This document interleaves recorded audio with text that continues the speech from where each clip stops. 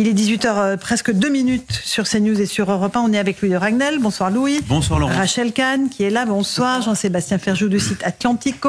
Un policier, Denis Jacob. Bonsoir. Secrétaire général Alternative Police. Sabrina Medjeber, essayiste. Eric Revel, journaliste. Bonsoir, on va commencer, si vous le voulez bien, par ce qui s'est passé à Sciences Po, devant Sciences Po aujourd'hui encore, alors qu'il y avait des examens. Les étudiants passaient une partie de leurs examens.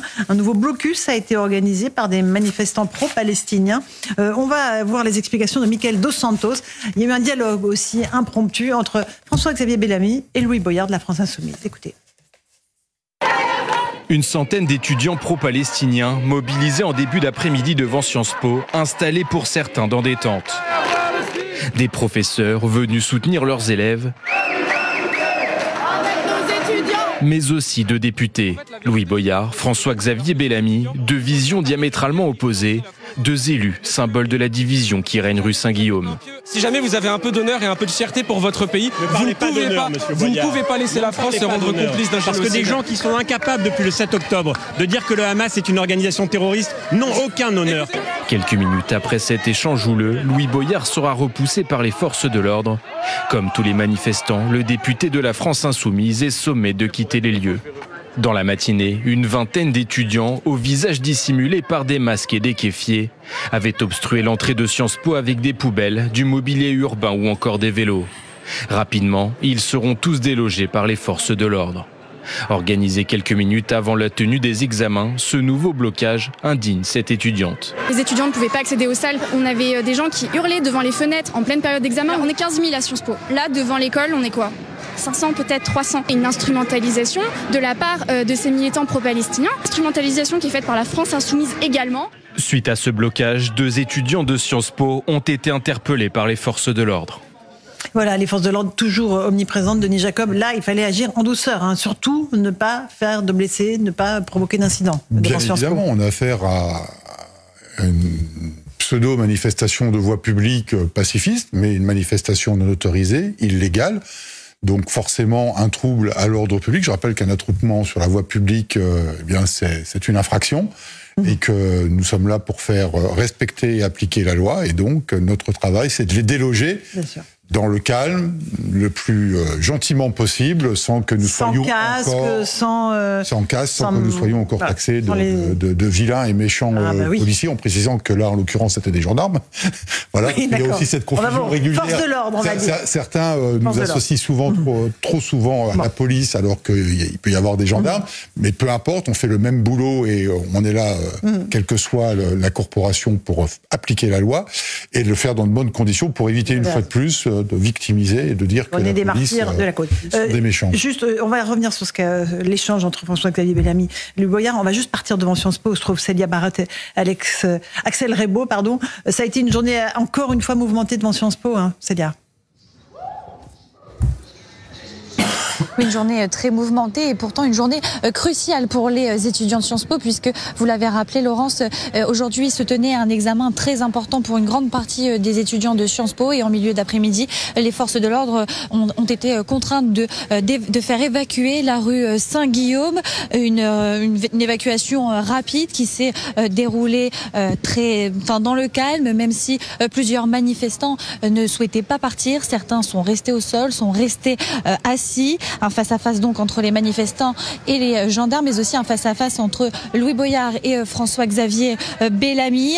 François-Xavier Bellamy était venu accompagné d'étudiants pour contester ces blocages, contester ces mobilisations qui perturbent le déroulement des cours, qui perturbent le déroulement des examens. Plusieurs professeurs sont également venus renforcer ce combat, renforcer cette mobilisation. Au début, seulement une cinquantaine d'étudiants étaient là, et puis des professeurs, d'autres étudiants des facs voisines sont arrivés. Sur leur pancarte, on pouvait lire « Tous les yeux sur Rafah, soutenir Gaza n'est pas antisémite » ou encore « Libérer les deux étudiants placés en garde à vue » avec des photos à l'appui, puisque ce matin, 2 interpellations ont été effectuées par les forces de l'ordre devant Sciences Po.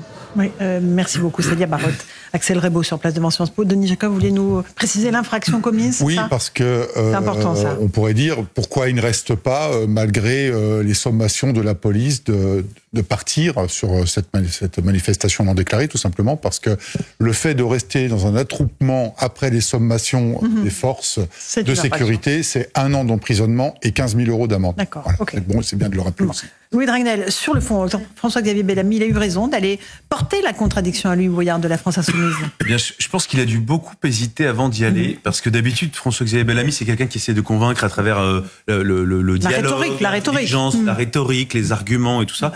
Et là, il a fait de la politique. Et je trouve que ça lui a réussi plutôt bien. Il est plutôt bon dans la contradiction face à Louis Boyard. Et donc, ça pourrait lui donner des envies de réitérer. Et globalement, regardez, on parle de lui aujourd'hui, on parle pas des autres. Donc, je trouve que c'est un bon point politique pour lui, d'autant plus que, globalement, il a pu affirmer des convictions qui sont assez claires là-dessus. Bien sûr. Rachel Kahn, c'est un dialogue important.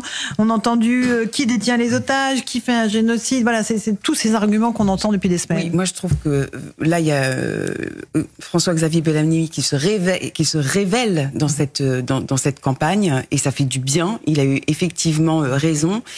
Par contre, il n'y a pas deux visions qui s'opposent. Il y a Bellamy qui a une vision sur un fondement justement juridique et notamment aussi républicain et humaniste. Et puis il y a un autre qui ne fait que répéter, qui est le perroquet du Hamas, et c'est tout. Après, là, je voyais des pancartes avec marqué « Les étudiants sont notre espoir ». Ah mais non, les étudiants, là, sont notre désespoir. En tout cas, ceux qui bloquent Sciences Po pour que les autres ne puissent pas aller étudier et passer leurs examens, c'est absolument honteux. Et puis, il transpire cette haine du juif, au fond, qui n'est pas tolérable. Et j'espère qu'ils seront sanctionnés. Bon.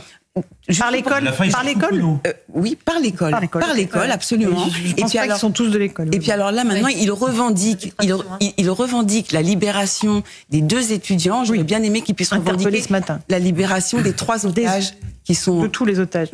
Oui, mais notamment les Français. Vous avez raison. 3 otages. Sabrina, rapidement. Oui, à l'instar de ce que vient de dire Rachel, j'aurais bien aimé qu'ils aillent manifester devant l'ambassade de Chine, par exemple, pour les Ouïghours, puisque apparemment c'est une des causes qu'ils sont censés défendre.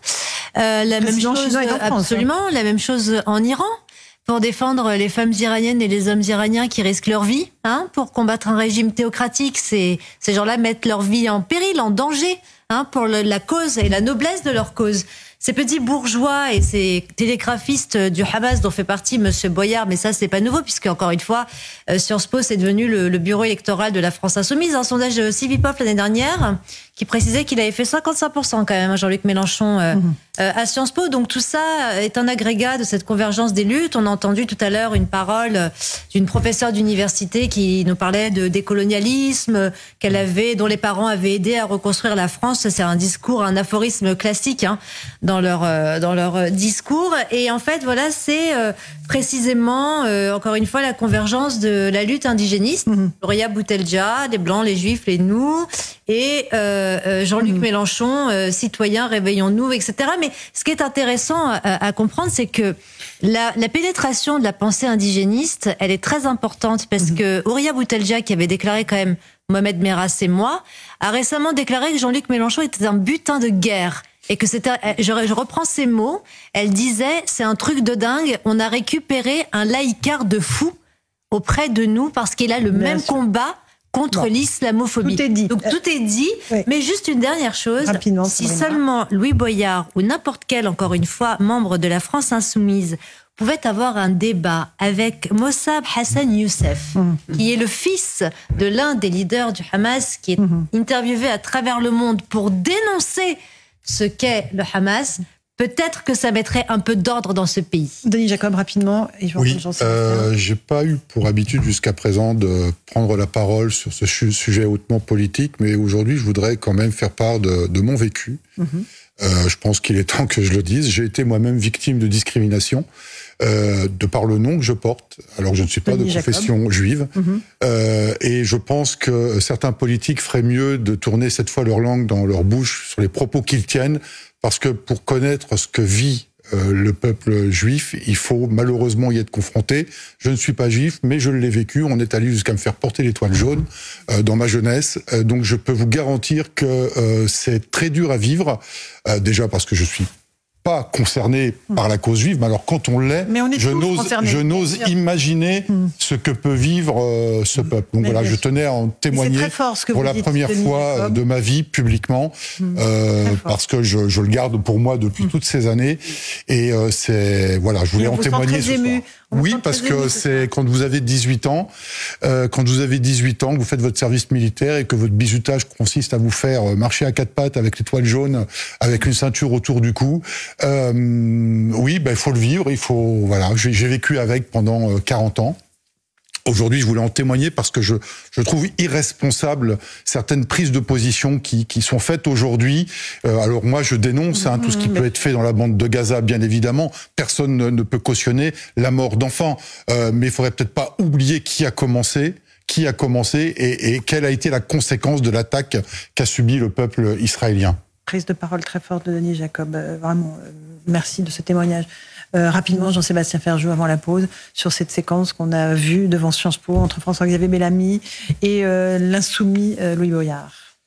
Je crois qu'en ce qui concerne François-Xavier Bellamy, elle est très bonne pour lui, parce qu'on sait qu'il est habile d'un point de vue rhétorique et que c'est quelqu'un qui est structuré, qui est capable d'avoir un discours de fond. On l'a vu un peu dans les débats d'ailleurs, parce qu'il arrive à se mettre un peu en position au-dessus de la mêlée. Et c'était ce qui d'ailleurs bénéficiait il y a longtemps à Jean-Luc Mélenchon, quand il savait, en 2017 notamment, faire le professeur, mais pas le professeur ennuyeux, mais celui qui prend le temps d'expliquer les choses et de les expliquer clairement. Là, on a vu un François-Xavier Bellamy qui jusqu'à présent avait de la peine à imprimer quand même dans cette campagne, mais montrer cette qualité-là, il lui manquait quelque part un peu de tempérament, de caractère, parce qu'il a un côté très lisse, très jeune homme de bonne famille, bien élevé, qui dessert bien souvent en politique. Là, le fait d'avoir su tenir tête à Louis Boyard et de parler extrêmement clairement, je pense que c'est un très bon point pour lui, et il a raison sur le fond aussi de souligner cette convergence qui existe entre l'islamisme d'une part et la gauche radicale, parce que c'est ce qu'on voit. Il faut suivre l'argent, il faut suivre les pistes de l'argent. Quand on voit qui sont les gens qui financent notamment les manifestations aux États-Unis, on voit qu'il y a d'un côté des méthodes qui relèvent très clairement des antifas. Ce sont les mêmes méthodes d'occupation, parce que ça ne s'improvise pas comme ça de bloquer des bâtiments pendant des jours et des jours. On a vu des gens avec des masques noirs. Ce sont les méthodes, en résumé, ce sont les méthodes des antifas. De l'autre côté, il y a des islamistes et l'entrisme islamiste d'un certain nombre de régimes étrangers, parce que les gens qui financent cette cause-là, notamment aux États-Unis, sont des gens qui peuvent venir de Syrie, des gens qui peuvent venir, qui sont les mêmes qui financent un certain nombre de mouvements politiques et /ou terroristes palestiniens. Donc cette convergence-là, elle existe. Le CNRS nous soutient que l'islamo-gauchisme n'existe pas. Moi j'attends de pied ferme qu'il nous donne un qualificatif pour décrire cette alliance. Comment faut-il appeler cette convergence de la gauche radicale d'un côté, des islamistes de l'autre? Éric Revel. Oui, Bellamy, il a réussi un très beau coup, il fait de la politique. Alors, Guy de Maupassant avait écrit un roman qui s'appelait Bellamy. J'espère que les unes de journaux vont consacrer le Bellamy eurodéputé, parce que ce qu'il a fait là, oui, c'est du courage, c'est de la politique, et c'est une façon, et peu d'hommes politiques l'ont fait depuis que la France Insoumise est sur place avec Sciences Po, d'aller affronter dans la rue, avec un contexte quand même qui est pas simple, cette furia. Mais je voudrais aussi aborder la question de Sciences Po, parce que vous avez beaucoup d'entreprises privées qui financent Sciences Po ou qui finançait. L'État finance aussi beaucoup. L'État aussi, bien sûr. Bon, la région Île-de-France, avec Valérie Pécresse, a décidé de retirer, de suspendre ses dons. Mais il y a de plus en plus d'entreprises privées qui sont en train ou de réfléchir ou de retirer leurs subventions. Un peu comme aux États-Unis. Exactement. Ça se passe à Harvard, ça se passe au MIT à Boston. Et là, vous avez ce vrai sujet-là qui est, l'atteinte à une école d'élite, et 2, des moyens de financement qui risquent de se tarir parce que vous avez des patrons citoyens ou des élus citoyens qui considèrent que ce spectacle est non seulement nul, mais qu'ils n'ont pas envie, eux, d'y mettre leur image. Allez, petite pause, on se retrouve dans un instant dans Punchline sur CNews et sur Europe 1.